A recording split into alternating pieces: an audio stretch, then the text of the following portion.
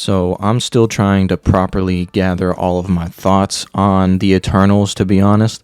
I thought it was a great movie in a general sense. It definitely wasn't what I expected to be, so there were definitely some surprises as far as the story goes, and honestly, as far as the action and stuff goes that I'll talk about. So this will be a spoiler review of Marvel Studios' The Eternals. So I know it just came out, but I'm not gonna say any spoilers right now, and I'm not going to put any spoilers in the title or the thumbnail or anything like that, but just know this is a spoiler review for Marvel's Eternals. I'll be talking about the movie and the post-credit scenes as well. So if you have not seen the Eternals yet and do not want to get spoiled, do not watch this video. So spoiler warning for Marvel Studios' The Eternals. So to start, I think I'm going to want to talk about the things that blew me away the most about the movie, which I think were two things mainly. So the first are the great action sequences. I wholeheartedly believe that this movie had some of the best action sequences we've seen in an MCU movie so far. Not necessarily the best, but it surprised me with how good the action sequences were. I mean, going through some of the people like Makari being the person who can run super fast and stuff. She has super speed. All of her action sequences were amazing. Like, I think she had the best action sequences in this movie. She has honestly become my favorite on-screen speedster. Like, the way they show her powers and how she uses them, it's just the best I've seen from a speedster in any movie. Like, even compared to X-Men's Quicksilver from the Fox universe. Like, I think she was even better than that. Like, it was incredible.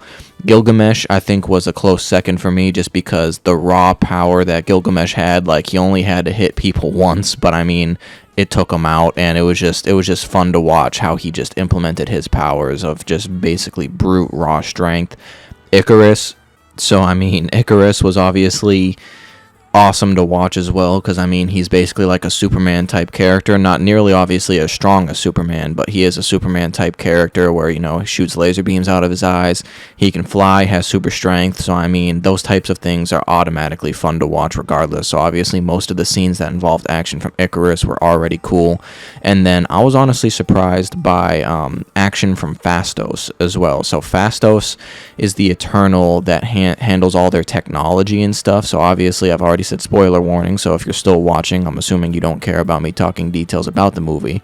But in the final third act fight, when Phastos is actually fighting Icarus, I was actually very surprised by how they implemented Phastos' use of technology, and how he was pretty much able to overpower Icarus when before the final fight, Icarus had seemed like he was just kind of this almost insurmountable power that there was just no way that they were going to be able to stop. So I definitely liked how Phastos was able to use his powers against Icarus like that.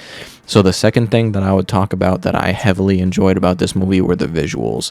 This had, I don't know if I would say still the best visuals that I've ever seen in an MCU movie, but I would be lying if I said it wasn't really close, because like these visuals were incredible when it comes to the Celestials. First of all, so let's talk about these Celestials real quick too, right? So one thing definitely coming out of this movie is that this easily confirmed that the MCU is going to do justice by Galactus. I'll tell you that right now, because the way they were able to depict the Celestials and stuff with just their their huge size, right? It was like, you know, how in the final scene of the movie it showed Arishem just towering over the earth with his face in the sky and shit. Like it got me excited for Galactus, because I can't wait for them to actually do right by Galactus. And then even aside from this, the whole sequence where it was like the Celestials creating worlds and galaxies and stuff from the emergence, like that whole sequence was incredible.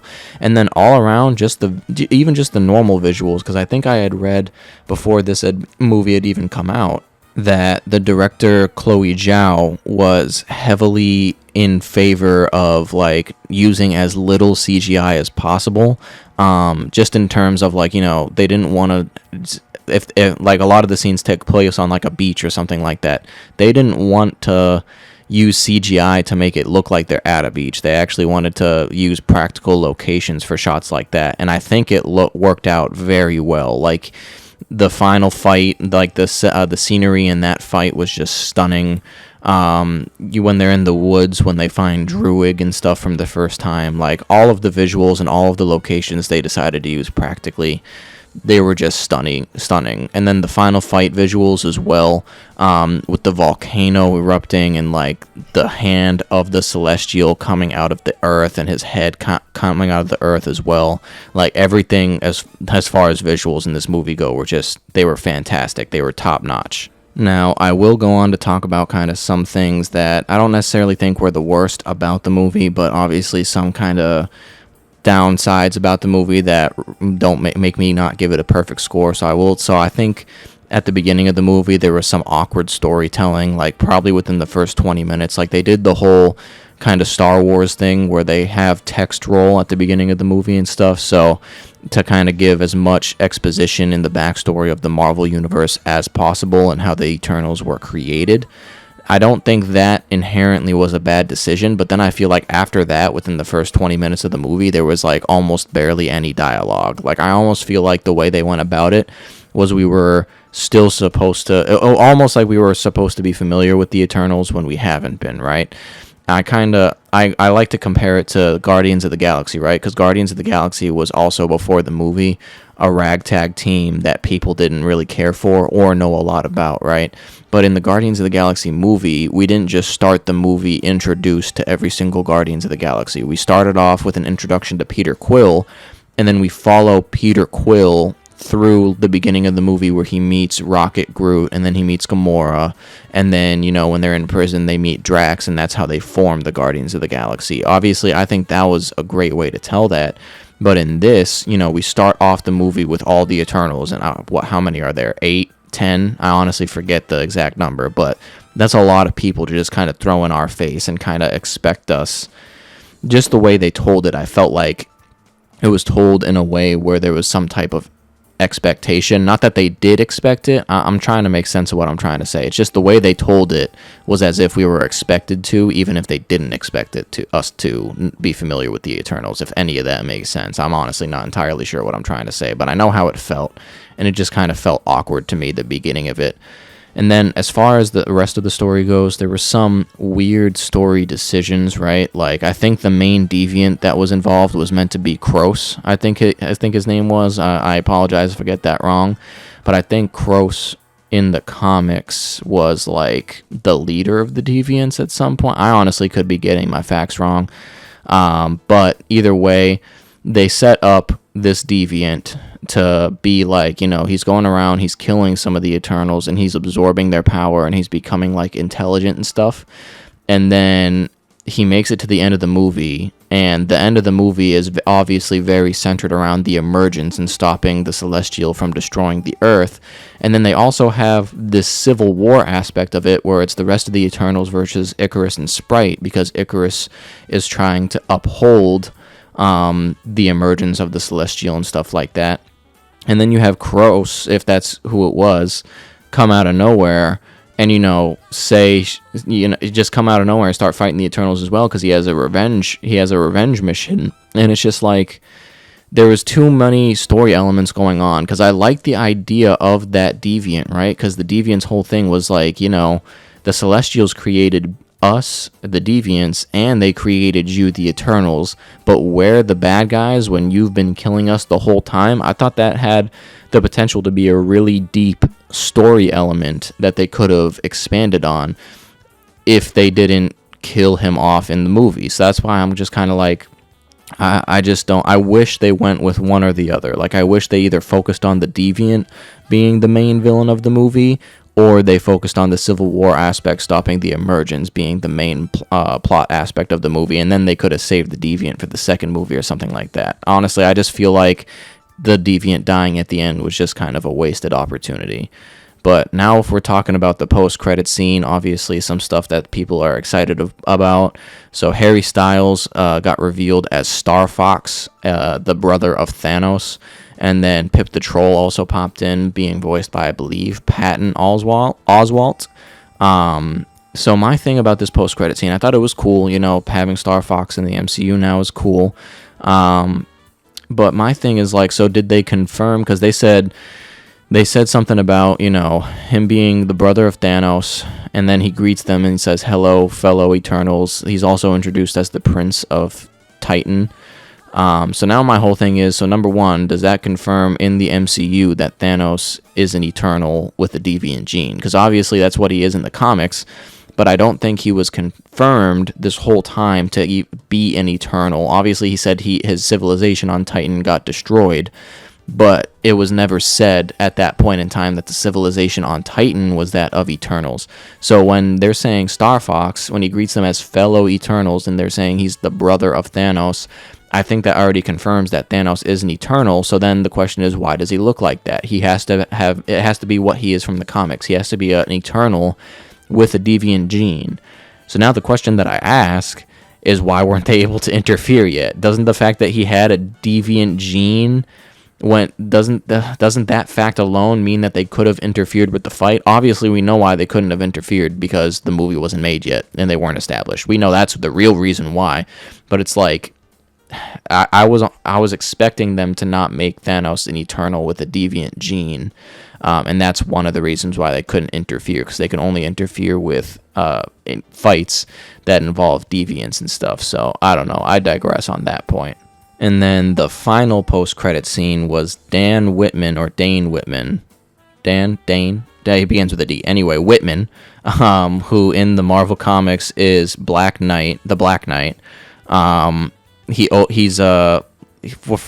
teased at the end of the movie that he learned more about like his family lineage, and then the second post-credit scene is he's opening up a chest with the ebony blade inside. So obviously the big thing about this post-credit scene is he's admiring the ebony blade, and then we hear an off-screen voice say, "Are you sure you're ready for that, Mr. Whitman?" or something along those lines, but we're not shown who it is. Now honestly, at first when I heard this, I honestly thought it was Kang the Conqueror, and the only reason why I did was because I wholeheartedly thought it sounded like Jonathan Majors, number one.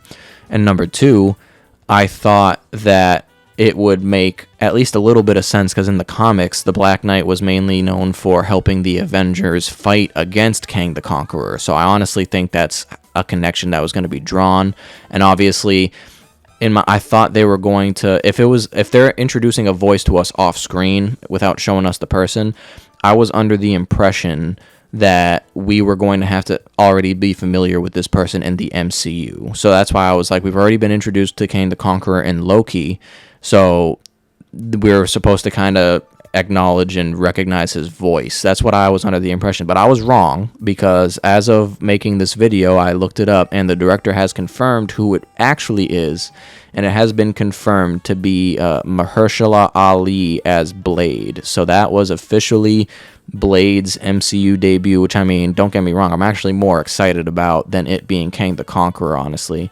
I think I did some research on it, because truth be told, I'm not as familiar with the Black Knight and his history in the comics, but I guess the Black Knight and not Mahershala Ali in the comics, but Blade in the comics are on a London-based team that deal with hunting down paranormal people, or paranormal enemies, at least.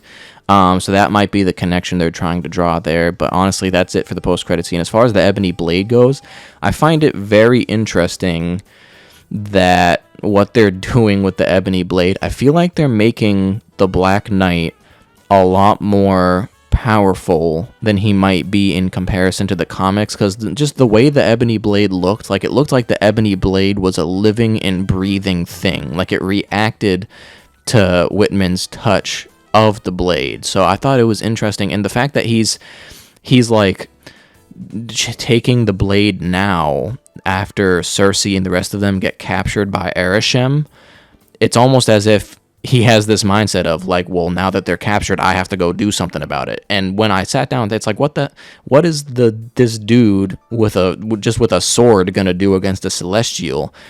And that's why I'm like, maybe, I don't know, because we know, so this is just kind of a little foreshadowing maybe, but we know in Thor Love and Thunder, the main villain is going to be Gore the God Butcher, right? And in the comics, Gore the God Butcher wields a sword called the All Black Necro Sword, which I believe was able to cut the head of a Celestial.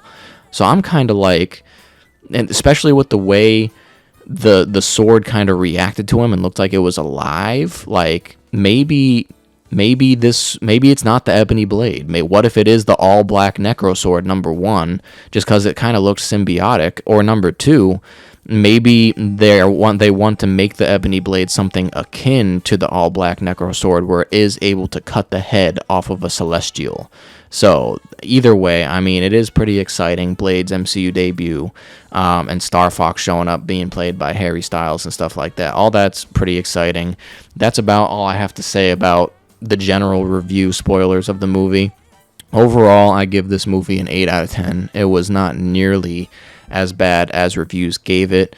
I think a lot of people, you can't trust the Rotten Tomatoes reviews, because I think I even saw some reviews on Rotten Tomatoes that tried to cite forced diversity, which if you see that, that's a red flag already. It's like, come on, like, no. The movie was great, besides some story issues that I had. They tried to cram a lot in the movie, but overall, 8 out of 10. So I think it's a great movie. I would also say you have to see this in theaters, preferably in IMAX, just for the visuals and the action and stuff. It looked fantastic. So if you enjoyed this video, feel free to like and subscribe for future Marvel content, and go ahead and comment down if you enjoyed The Eternals or what you liked about it. So thanks for watching.